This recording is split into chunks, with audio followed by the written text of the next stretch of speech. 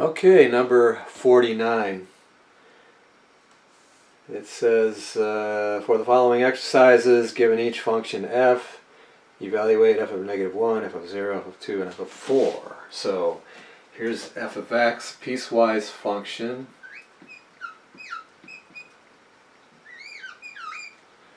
(7x plus 3) if x is less than 0, and 7x plus 6 if x is greater than or equal to 0. So the first one, f of -1.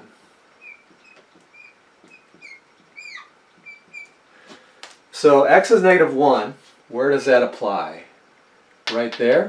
Yeah. -1 is less than 0. So we use this formula, 7x plus 3. So it's 7 times -1, which is x, plus 3. That's equal to -7 plus 3, and that's -4. Okay? And then f of 0.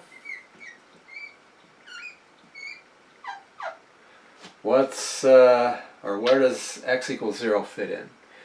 Well, not here, because 0 is not less than itself, right? So, right here. 0 is greater than or equal to 0. By the way, I should point this out. If you were to say, like, take another number, like 7, is that greater than or equal to 7? Well, the answer is yes. Remember, this means greater than or equal to. It's not greater than itself, but it is equal to itself, so it does fit in that statement. What if I said 7 less than or equal to 7? What do you think? If you said that's true, then you'd be correct. Because again, 7 is less than or equal to 7. The equal part applies, of course, there. Alright, so you could say that either way. Well, anyway, 0 is greater than or equal to 0. It's equal, right? So we use 7x plus 6. 7 times 0 plus 6, which is 0 plus 6, which is 6. Okay? And then f of 2.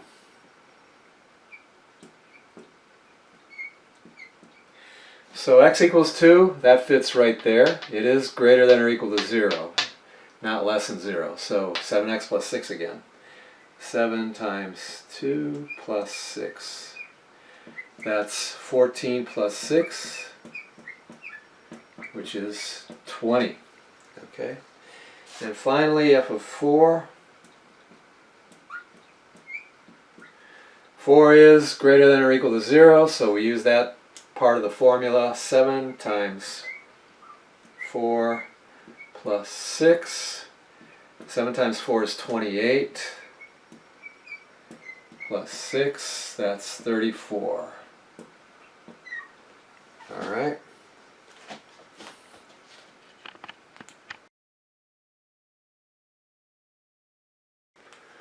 Okay, number 51. Oh my gosh, this is a three-parter. We're going to OD on this function. Alright, so let's get started. I'm running out of time on this one. Alright, f of x is equal to, make that a big parenthesis there. Okay, 5x. If x is less than 0, and 3 if 0 is less than or equal to x is less than or equal to 3.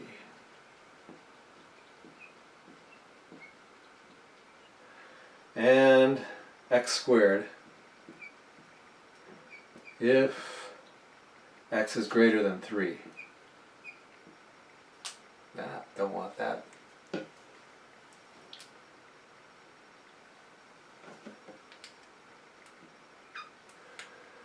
Okay, now this interval right here is just the closed interval from 0 to 3.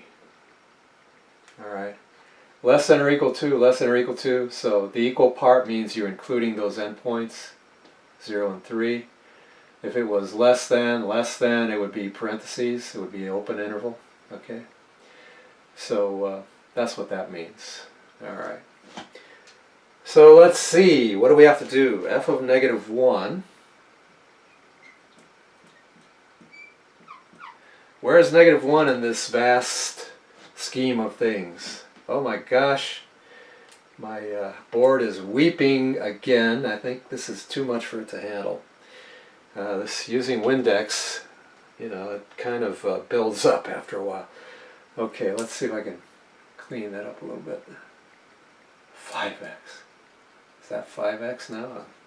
Yeah, that's 5x. Okay, so where does this fit in? Negative 1. Oh yeah, right here, huh? It's less than 0. So you use this formula, 5x. So you go 5x, which is negative 1. 5 times negative 1 is negative 5. Okay.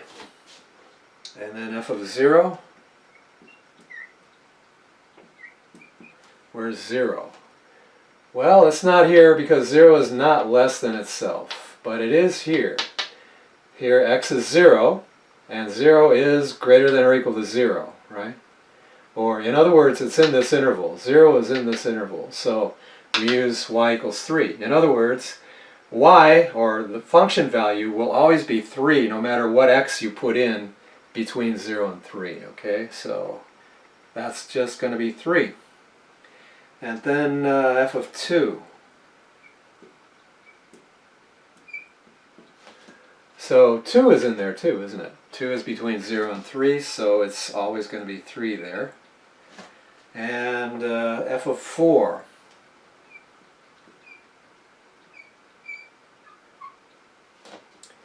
Well, it's no longer in this one. It's not in that one, obviously. It's not in this one. Well, 4 is greater than 3, right? So it's got to be this one. So what do you do to it? You square it. Square the 4. Alright, so that's 4 squared, which is 16. And that's all there is to it. Huh, wasn't too bad, was it?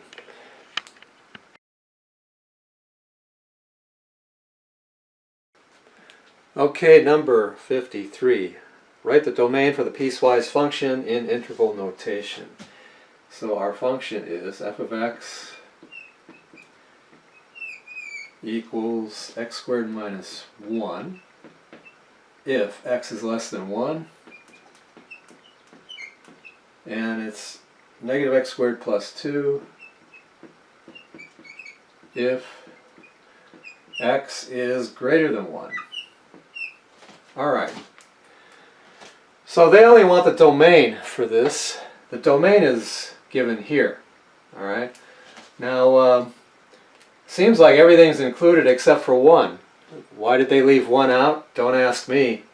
That's just this function. Alright, it's still a function. They left out 1 point, x equals 1, in the domain. So you could say it's this function is undefined when x equals 1. That's another way of putting it. Alright.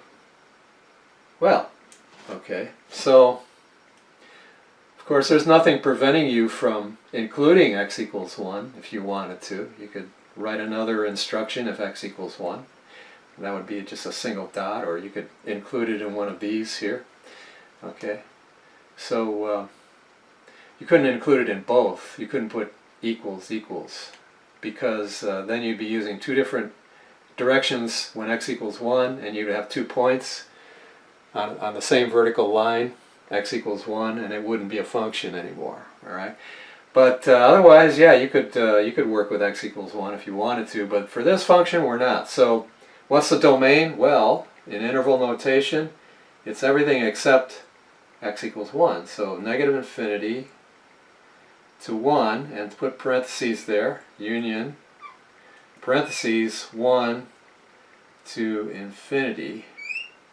And there you can see that x equals 1 is not included in that interval, and that's the only thing that's not there.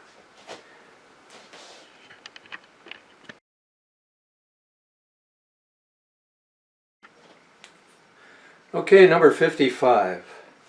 We need to graph y equals 1 over x squared on viewing window from negative 0.5 to negative 0.1 and determine the corresponding range and show the graph. Okay, so let's find the range.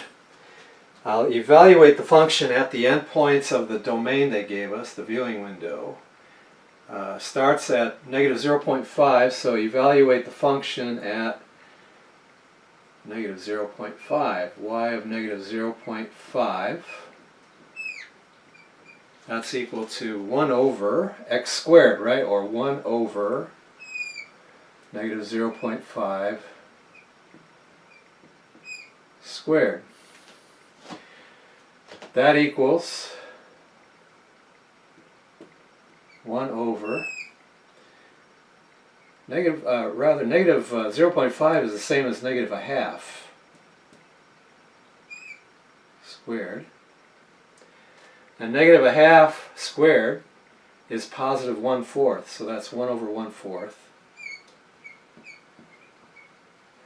So what we have is a complex fraction. You just invert the bottom and multiply. Now I know there's just a 1 on top here. You could just write that as 1 over 1 if that bothers you. Okay, so it's 1 over 1 times, flip this bottom one over, multiply by 4 over 1. 1 over 1 times 4 over 1, and that's equal to 4. Okay, and then y of negative 0.1, that's the other endpoint, equals 1 over negative 0.1 squared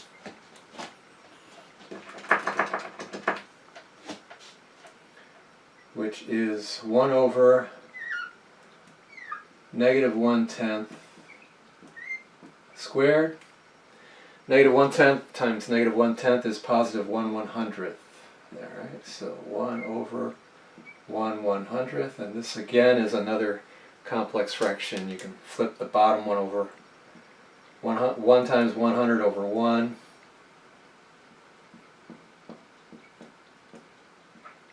Which is 100.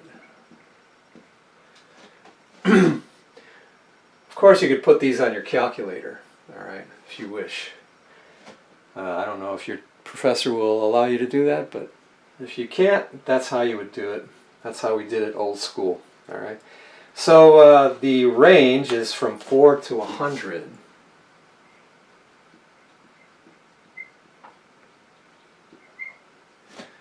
Closed interval. So they want us to show the graph as well, so I did that on my computer. Set up the viewing window and the range. Here's the result. See if I can get that squared away there.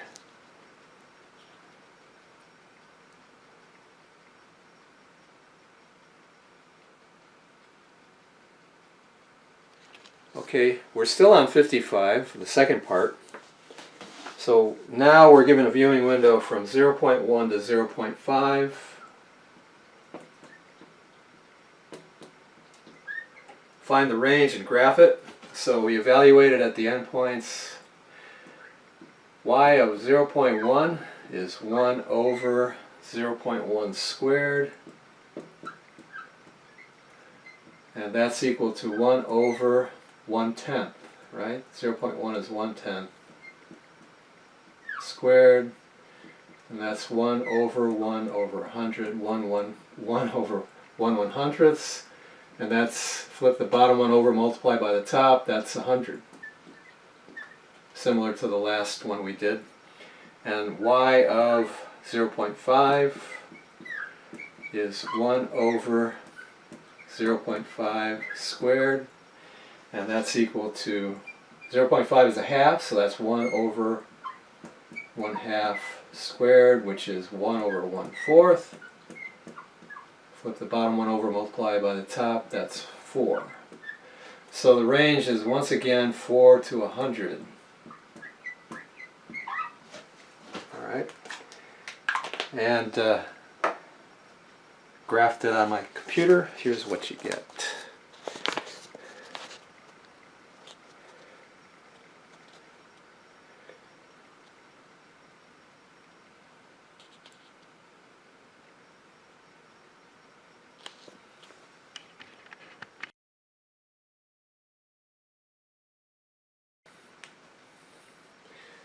Number 57.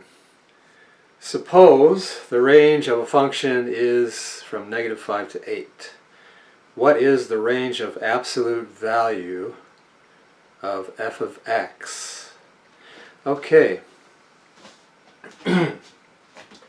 So we have the range of a function from -5 to 8.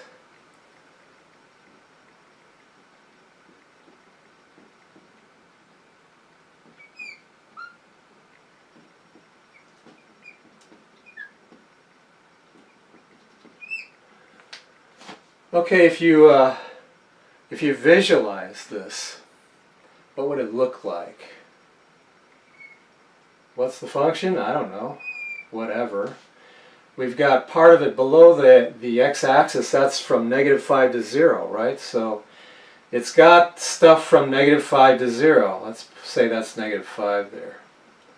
So let's say it just looks like this, all right?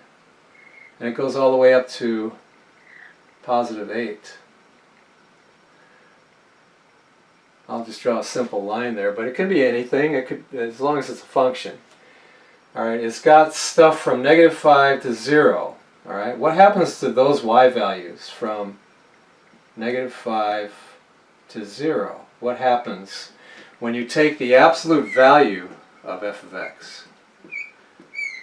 Well, when the y value is -5, when you take the absolute value, it's going to be +5, correct? So -5 becomes a +5. And what about in between? Like -3, what happens to that? That becomes +3. -1 becomes +1, and everything in between, right? So until you get to 0, what's the absolute value of 0? It's 0. So where are all these going? Well, if you were to take the absolute value of this, if this were what the graph looked like, this part that's below the x-axis would be above, like this. It would look like that, and that would be at +5 right there. See this point right here? X equals whatever that is, y equals -5, that would become +5. All right. So what would the range be? It would be start at right there at 0, y equals 0, and it would go up to infinity, right? Or, well, at this one it stops. All right, but it would go up. Okay, so it would start at 0. Now, the parts that were down here are up here now. See? The parts that were negative, the y values that were negative, are all positive now, or 0, right? So from 0 to 5 is already included in this part, the range, right? So the range for this is going to be from 0 to 8. Okay? So again, it helps if you visualize it. Just use one of your own examples, all right? As long as it fits the description, it's fine. Okay? They don't specify the function here, but you really don't need to get an idea of what's going on when you take the absolute value. All right. So, in general, if you have a graph, it can look weird, whatever you want. Like here's like a sine curve, right? What happens when you take the absolute value of that graph? All the negative parts go up above. See? So it's going to look like bumps like this. All the negative parts get reflected up above, like that. Okay, because these are all negative, they're now positive, right? So this point here now becomes here. This point here is here. This point here is here. Right? So you get that effect. The other parts remain the same because they're already positive. So absolute value of positive is still the same thing. All right? So don't let absolute values freak you out.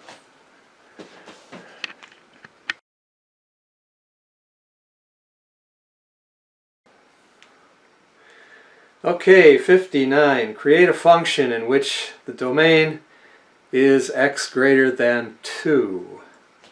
You might think of, well, maybe it's the square root function, right? Square root of x minus 2. Trouble is the domain includes 2, x greater than or equal to 2. So, because when x equals 2, that's going to equal 0. Okay? And it's basically the square root function shifted to the right 2 units, like this.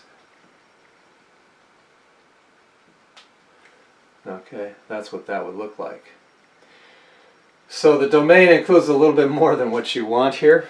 We want x greater than 2. So this equals 0 when x equals 2, so that suggests something to me.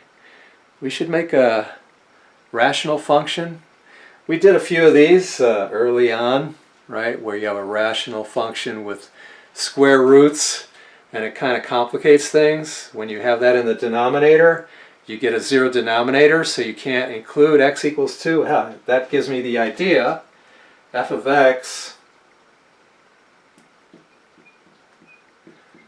equals 1 over the square root of x minus 2. So on this one, when x equals 2, that's going to be 0, which is fine for a square root, but it's not fine here because the denominator is going to be 0. All right? So you can't have x equals 2. So in this one, x must be greater than 2.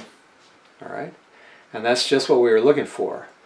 Now, there are maybe other things you could do to create a function. I mean, that would work. This is probably the easiest one I can think of. All right? You could put any number up here. Doesn't really change anything. Okay? But, yeah. Why make it hard on yourself if you can make it easy? That's something else about mathematicians. They like to do it the easy way, okay? If they can possibly do that, because mathematicians are basically lazy, all right? They don't like doing things the hard way if they don't have to. But believe me, there's a lot of hard stuff in math, and you just have to do it. But if we don't have to, why bother, right? So that looks like a pretty easy function there.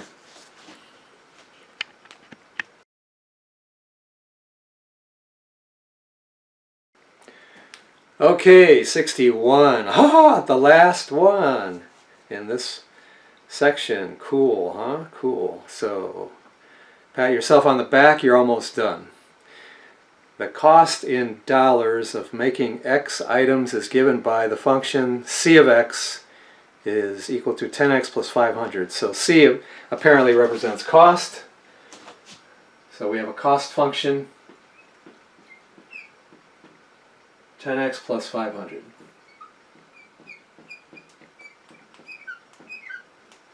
So let's make sure we understand the parameters here. C represents cost in dollars, so we're talking about dollars, and X represents the number of items. Okay, so it's going to cost you this much money in dollars for X items. You're saying, maybe why bother with that? Well, it helps to understand the terms in this function, because you might not be able to solve a problem otherwise. Okay, so understand your terms, your variables. Now the fixed cost is determined when 0 items are produced. This is part A. Find the fixed cost for this item. In other words, when you're talking about cost of items that you produce in a factory, say, you have a fixed cost and you have a variable cost, right? The fixed costs can include overhead, how much you pay in electric bills, you know, things that stay pretty much the same all the time. Maybe you're renting or leasing a facility, a building, whatever.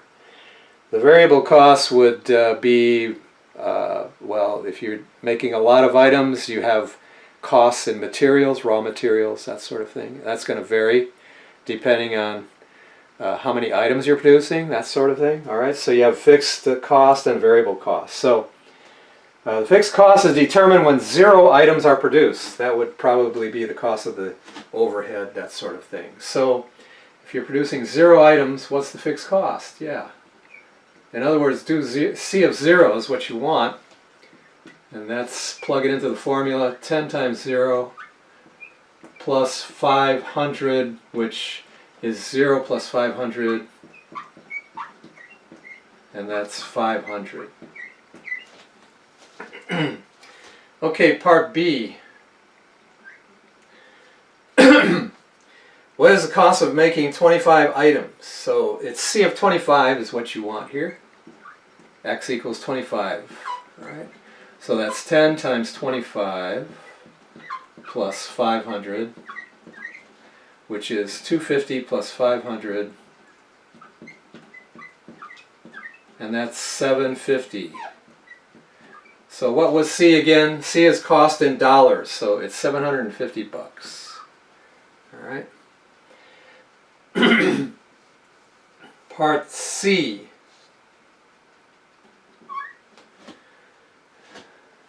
Suppose the maximum cost allowed is $1,500. What are the domain and range of the cost function? Okay, so the range is the minimum cost to the maximum cost. Okay, that's the range would be the y values, or in this case the c values, right?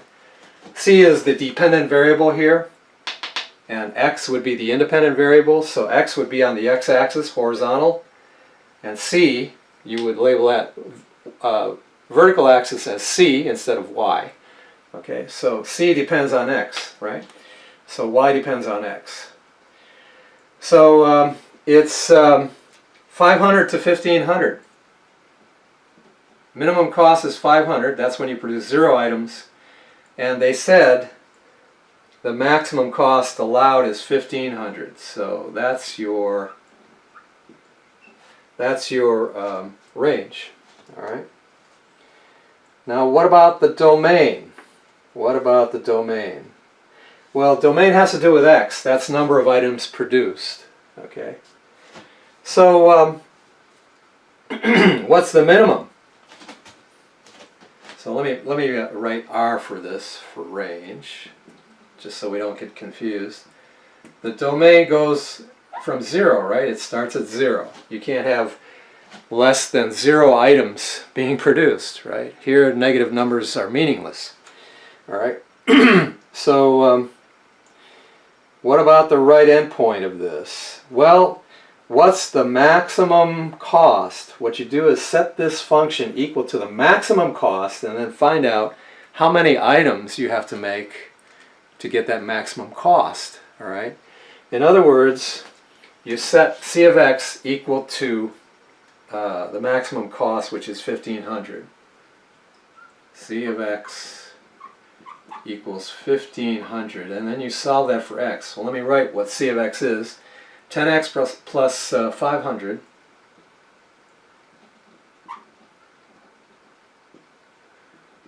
equals 1,500. Now you solve this for x. Subtract 500 from both sides, you get 10x equals 1,000. Divide both sides by 10, you get x equals 100. All right? So it's 100. So the domain goes from 0 to 100. Okay? And that's all, folks. And I will see you in the next section. All right? But now, take a break, pat yourself on the back for a job well done, have some soda, have a coffee, whatever, and I'll see you later.